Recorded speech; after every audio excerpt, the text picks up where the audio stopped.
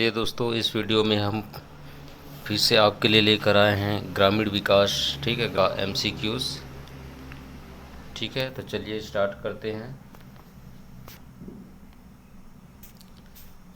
ठीक है, चलिए सबसे पहला प्रश्न देखते हैं।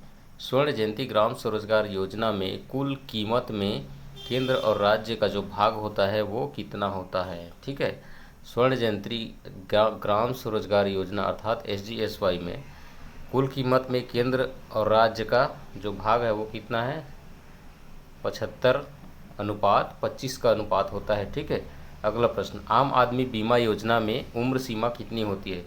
तो इसमें उम्र सीमा होती है 18 से 59 वर्ष। ठीक है, कितना, 18 से 59 वर्ष। अगला प्रश्न, एकीकृत जल ग्रहण प्रबंधन कार्यक्रम कोष में केंद्र और राज्य का हिस्सा कितना है। ठीक है, जो एकीकृत जल ग्रहण प्रबंधन कार्यक्रम है उसके कोष में, ठीक है, कोष में बोल रहे हैं। ठीक है, कोष में केंद्र और राज्य का हिस्सा कितना है।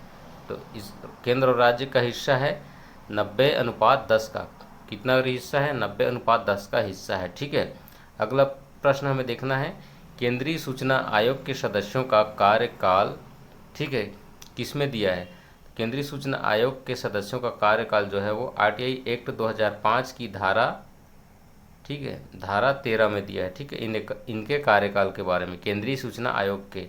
ठीक है, फिर RTI एक्ट में प्राधिकारियों के जो दायित्व हैं उनको किस धारा में बताया गया। तो धारा 4(1) में, ठीक है, धारा 4(1) में RTI एक्ट में प्राधिकारियों का जो दायित्व है उसके बारे में बताया गया है।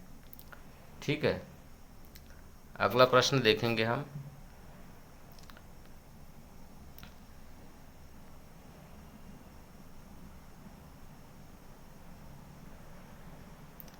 चलिए अगला प्रश्न देखते हैं। एकीकृत वाटरशेड प्रबंधन कार्यक्रम एक क्षेत्र विकास कार्यक्रम है, ठीक है, जिसका क्रियान्वयन कब से किया जा रहा है। ठीक है, एकीकृत वाटरशेड प्रबंधन कार्यक्रम एक क्षेत्र विकास कार्यक्रम है। ठीक है, इसका क्रियान्वयन कब से किया जा रहा है। तो इसका क्रियान्वयन किया जा रहा है 26 फरवरी 2009 से। कब से, 26 फरवरी 2009 से। अगला प्रश्न, एकीकृत वाटरशेड विकास कार्यक्रम का उद्देश्य क्या है। ठीक है, एकीकृत वाटरशेड विकास कार्यक्रम का उद्देश्य, तो इसका उद्देश्य है 2027 तक 55 मिलियन टन हेक्टेयर वर्षा सिंचित भूमि को क्या करना है, कवर करना है। ठीक है, 2027 तक 55 मिलियन टन हेक्टेयर वर्षा सिंचित भूमि को कवर करना है। ठीक है, अगला प्रश्न, प्रधानमंत्री कृषि सिंचाई योजना के घटक के रूप में कब से एकीकृत वाटरशेड प्रबंधन कार्यक्रम को शामिल किया गया। ठीक है, जो एकीकृत वाटरशेड प्रबंधन कार्यक्रम था इसको कब प्रधानमंत्री कृषि सिंचाई योजना के एक घटक के रूप में शामिल किया गया है।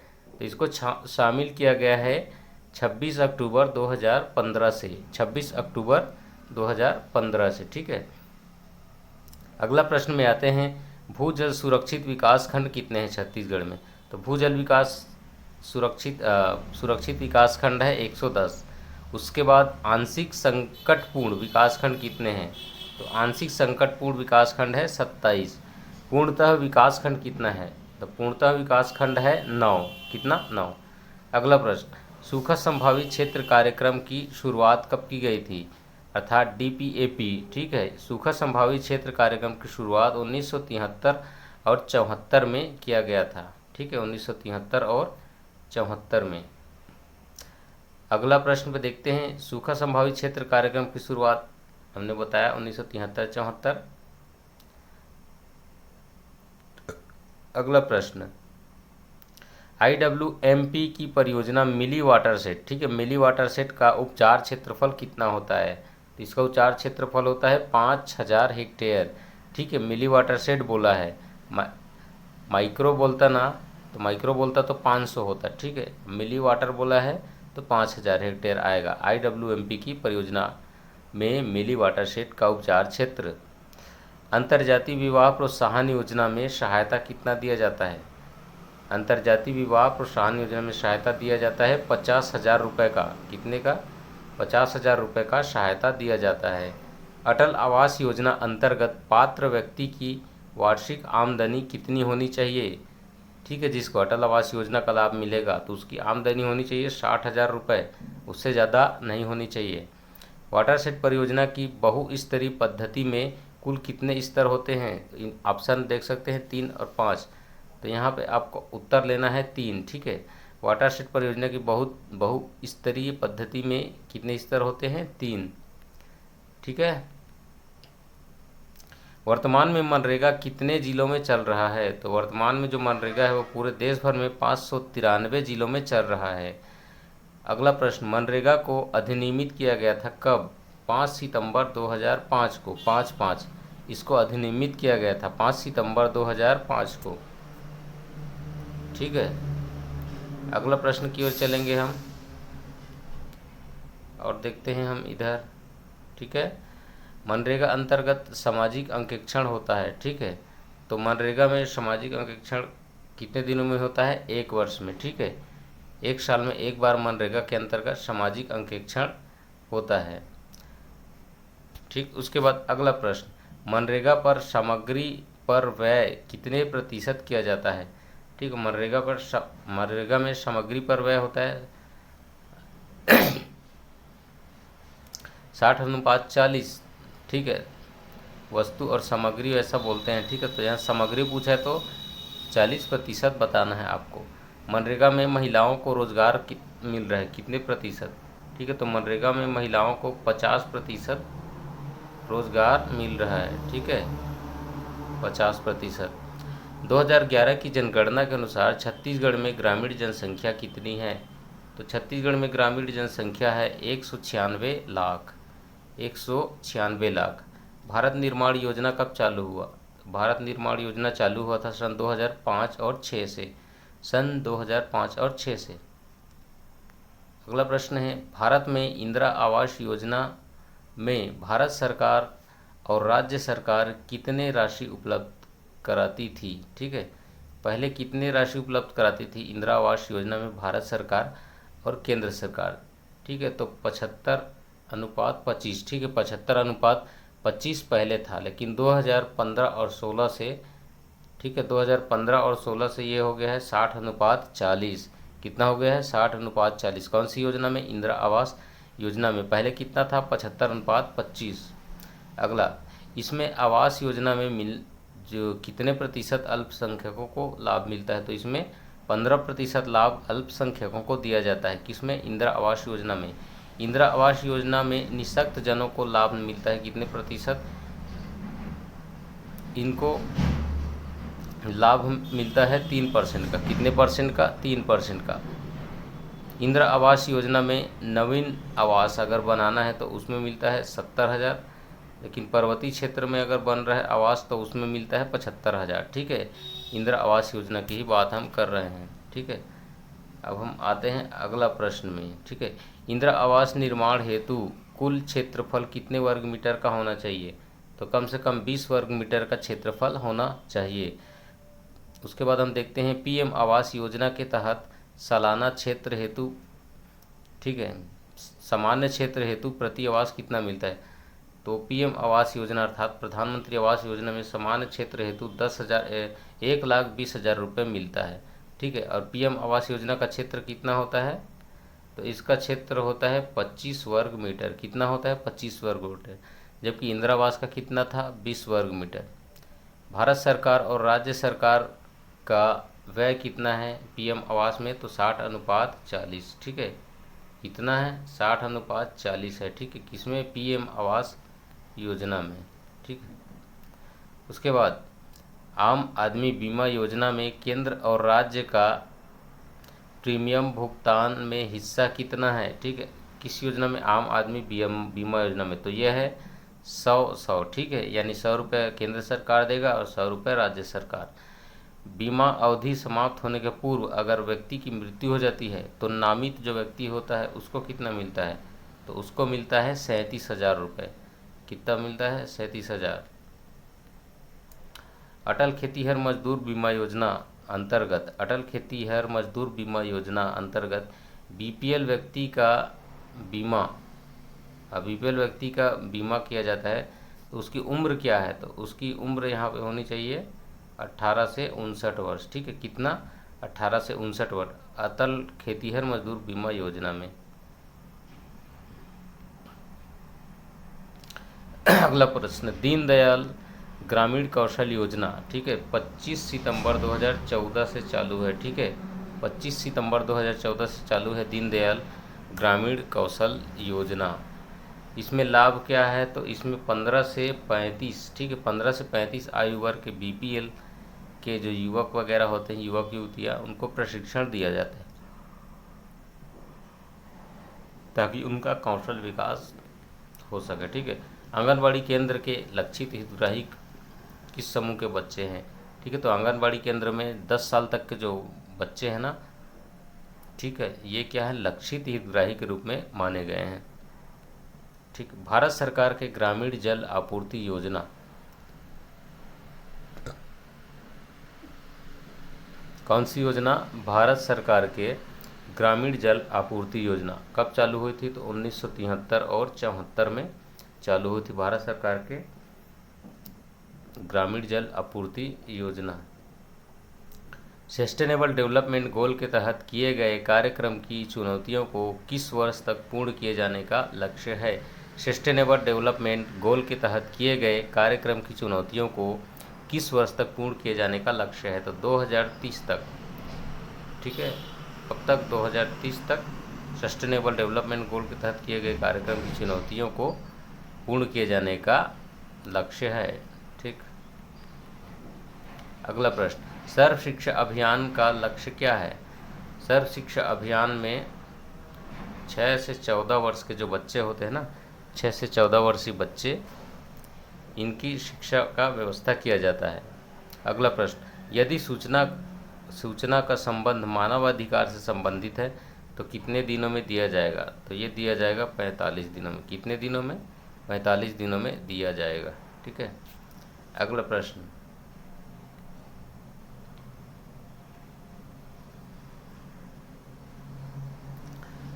सूचना का अधिकार में क्या क्या है? ठीक है, तो सूचना के अधिकार में अध्याय 6 यानी 6वां अध्याय है, और धारा कितनी है? धारा है 31। ठीक, अगला प्रश्न, देश में नई वाटरशेड परियोजना कब से चालू है?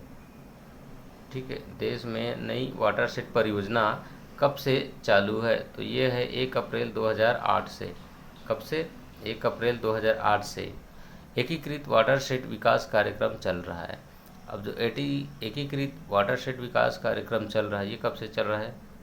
तो ये चल रहा है 2009 और 10 से, IWMP। ठीक, एकीकृत वाटरशेड विकास कार्यक्रम IWMP। अगला प्रश्न, राष्ट्रीय वर्षा सिंचित क्षेत्र प्राधिकरण कब से लागू है या कब से चल रहा है? राष्ट्रीय वर्षा सिंचित, ठीक है, राष्ट्रीय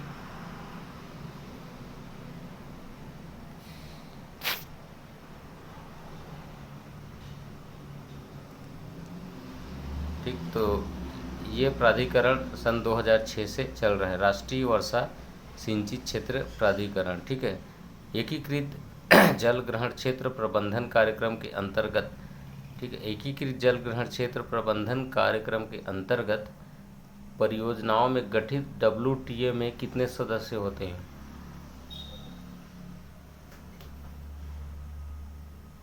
तो उसमें होते हैं 4 सदस्य। कितने सदस्य? 4 सदस्य। शहीद गुंडाधुर कृषि महाविद्यालय एवं अनुसंधान केंद्र जगदलपुर, ठीक है, यहाँ के वैज्ञानिकों ने कोदो कुटकी जैसी अनाज की नई किस्म की खोज की है। ठीक है, शहीद गुंडाधुर कृषि महाविद्यालय एवं अनुसंधान केंद्र जगदलपुर के वैज्ञानिक थे जिन्होंने कोदो कुटकी अनाज की नई किस्मों का विकास किया है। ठीक है, अगला प्रश्न हम देखते हैं, छत्तीसगढ़ में कबूतरबाजी कब किया जाता है? तो कबूतरबाजी किया जाता है मई के महीने में छत्तीसगढ़ में। छत्तीसगढ़ के कांगेर वैली में पक्षियों की प्रजातियां मिली। कितनी प्रजातियां मिली हैं? तो 200 प्रजातियां मिली हैं पक्षियों की छत्तीसगढ़ के कांगेर वैली में। ठीक है,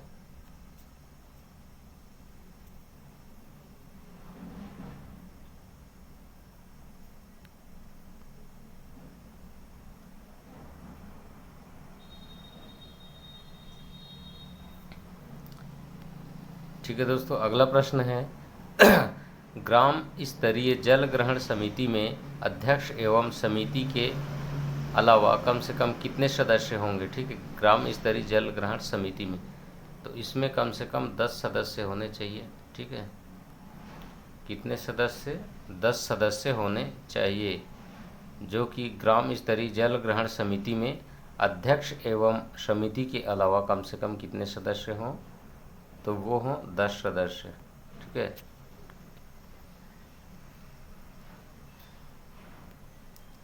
एकीकृत जल ग्रहण क्षेत्र प्रबंधन कार्यक्रम के अंतर्गत जो परियोजना क्रियान्वयन है ये कितने चरणों में पूरा होता है? तो ये पूरा होता है 3 चरणों में। ठीक है, कितने चरणों में? 3 चरणों में। कौन?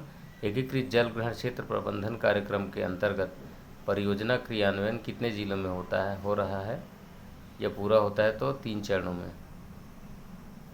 जल ग्रहण क्षेत्र की अवधारणा पर क्रियान्वयन किस वर्ष से आरंभ किया गया? ठीक है, तो इस आरंभ किया गया था 1994 से। जल ग्रहण क्षेत्र की अवधारणा पर क्रियान्वयन किस वर्ष से आरंभ हुआ? था 1994 से। Professor C.H. हनुमंतराव समिति गठित की गई थी कब? तो ये गठित की गई थी सन 1994 में ही। सामाजिक सुरक्षा पेंशन योजना में पात्रता क्या है? सामाजिक सुरक्षा पेंशन योजना में पात्रता क्या है? तो बच्चा जो है 6 से 14 वर्षीय हो, निःशुल्क बच्चे हैं, ठीक, निःशक्त बच्चे हैं, तो वो 6 से 17 वर्षीय निःशक्त बच्चे भी इसमें शामिल होते हैं सामाजिक सुरक्षा पेंशन पाने के लिए। उसके बाद 18 वर्ष से अधिक आयु के सामान्य निःशुल्क व्यक्ति या फिर बौने व्यक्ति भी हैं सामाजिक सुरक्षा पेंशन पाने के हकदार।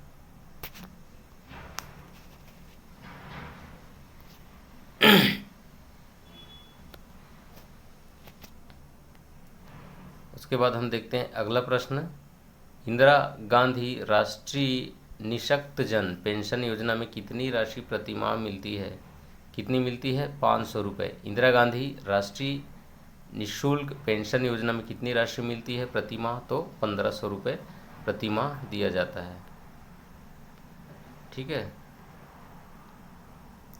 निःशक्त जन विवाह योजना, निःशक्त जन विवाह प्रोत्साहन योजना अंतर्गत अधिकतम सदस्य संख्या कितनी होती है? तो अधिकतम सदस्य संख्या होती है 1 लाख। निःशक्त जन विवाह प्रोत्साहन योजना में अंतर्गत अधिकतम 1 लाख रुपए इनको दिया जाता है।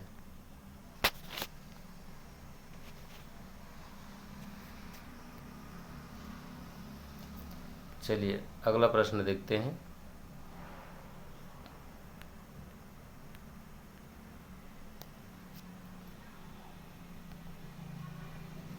यह है आश्रमशाला योजना। ठीक है, आश्रमशाला योजना में 1ली से 8वीं तक के बच्चे जो हैं वो शामिल होते हैं। ठीक है, आश्रम योजना में राज्य में मुख्यतया ग्राम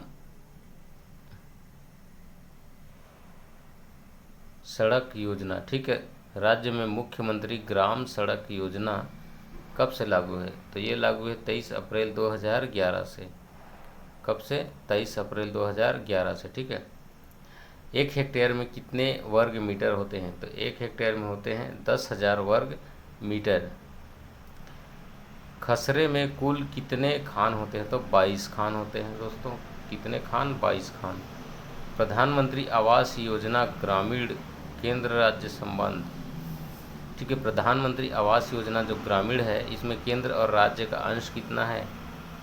तो इनका अंश है 60:40। कितना है? 60:40। सामाजिक अंकेक्षण इकाई का पंजीयन कब हुआ था? ठीक है, इसका पंजीयन हुआ था सन 2014 में। मनरेगा के वार्षिक अनुमोदित बजट का कितना प्रतिशत राशि प्रतिवर्ष सामाजिक अंकेक्षण कार्य के लिए आवंटित किया जाता है?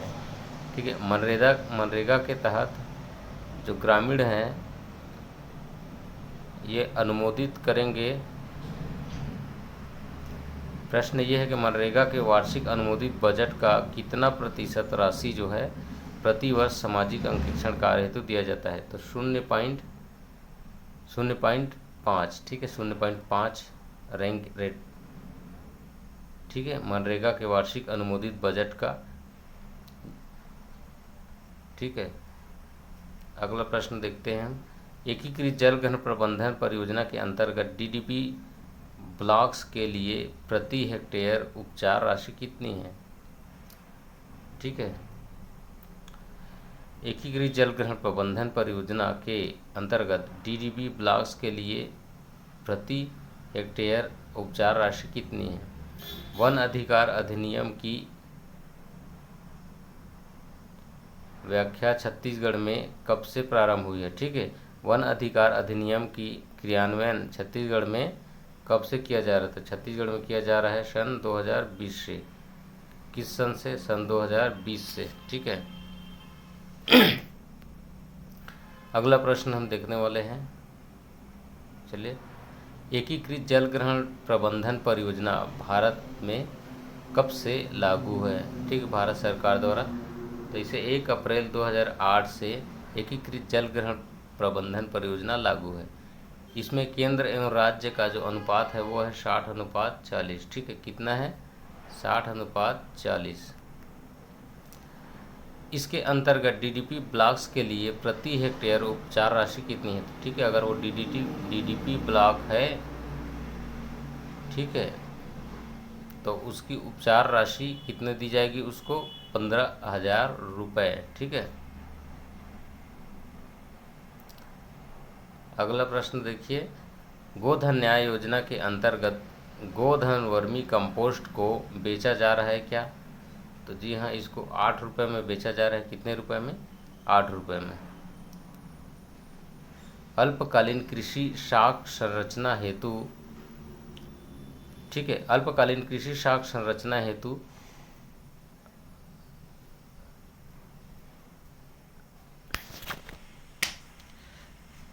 तो प्रश्न कुछ गड़बड़ लग रहा है मेरे को। अल्पकालीन कृषि साख संरचना हेतु के प्रयास संरचना के माध्यम से कृषि के लिए वर्तमान में ब्याज दर कितना है? तो वर्तमान में ब्याज दर है 0%। अल्पकालीन कृषि साख संरचना हेतु माध्यम से कृषि ऋणों के लिए वर्तमान में प्रत्यक्ष ब्याज दर कितना देता है? ये अल्पकालीन कृषि साख समिति 0%, यानी कोई ब्याज नहीं लेता। प्रदेश में अल्पकालीन